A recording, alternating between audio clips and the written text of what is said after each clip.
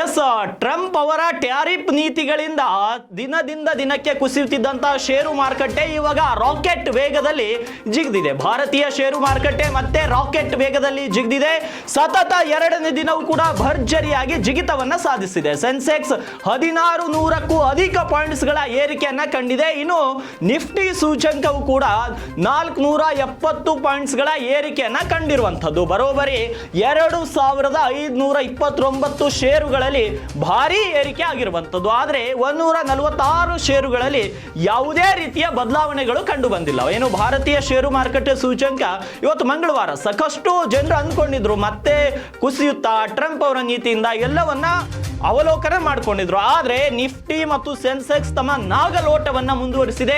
April 15ರ session ನಲ್ಲಿ ಜಾಗತಿಕ ಮಟ್ಟದಲ್ಲಿ ಪಾಸಿಟಿವ್ ಟ್ರೆಂಡ್ ಕಂಡು ಬಂದಿದೆ. ಹೂಡಿಕೆದಾರರ ಭಾವನೆಯು ಮಾರುಕಟ್ಟೆ ಮೇಲೆ ಪ್ರಭಾವ ಬೀರಿದೆ. ಬೆಳಗ್ಗೆ 9:27 ಸೆನ್ಸೆಕ್ಸ್ 1576.45 ಪಾಯಿಂಟ್ಸ್ಗಳ ಏರಿಕೆಯನ್ನ ಕಂಡಿದೆ ಮತ್ತು ನಿಫ್ಟಿ ಕೂಡ 470 ಪಾಯಿಂಟ್ಸ್ಗಳ ಏರಿಕೆಯನ್ನ ಕಂಡಿರುವಂತದ್ದು. ಬರೋಬ್ಬರಿ 2529 ಷೇರುಗಳಲ್ಲಿ ಏರಿಕೆ ಆದ್ರೆ 146 ಷೇರುಗಳ ಮೌಲ್ಯದಲ್ಲಿ ಯಾವುದೇ ರೀತಿಯ ಬದಲಾವಣೆಯನ್ನ ಕಂಡು ಬಂದಿಲ್ಲ. ಯಾಕಂದ್ರೆ ಈ ಒಂದು ಇಂಟ್ರಾಡೇ ಗಳಿಕೆಯಲ್ಲಿ ಸೆನ್ಸೆಕ್ಸ್ ಮತ್ತು ನಿಫ್ಟಿಯು ಏಪ್ರಿಲ್ 2ರಂದು US ಶುಲ್ಕ ಘೋಷಣೆ ಮಾಡಿದ ಬಳಿಕ ಕಂಡಂತ ಎಲ್ಲಾ ನಷ್ಟಗಳನ್ನು ಇವಾಗ ಸರಿದೂಗಿಸಿದ ಅಂತ ಹೇಳ್ಬೋದು. ಇನ್ನು ಯಾವೆಲ್ಲ ಸೆಕ್ಟರ್ಗಳು ಜಿಗಿತ ಆಗಿದೆ ಅಂದ್ರೆ ನಿಫ್ಟಿ ಆಟೋ ಎಲ್ಲ ವಲಯಕ್ಕಿಂತಲೂ ಹೆಚ್ಚು 3% ಜಿಗಿತವನ್ನ ಸಾಧಿಸಿದೆ ಮತ್ತು Nifty bank 2%, IT, pharma, metal ಸೂಚಂಕಗಳು ದಾಖಲೆಯ ಏರಿಕೆಯನ್ನ ಕಂಡಿವೆ. ಇನ್ನು ನಿಫ್ಟಿ ಸ್ಮಾಲ್ ಕ್ಯಾಪ್ 100 ಮತ್ತು ನಿಫ್ಟಿ ಮಿಡ್ ಕ್ಯಾಪ್ 100 ಸೂಚಂಕಗಳು 1.3%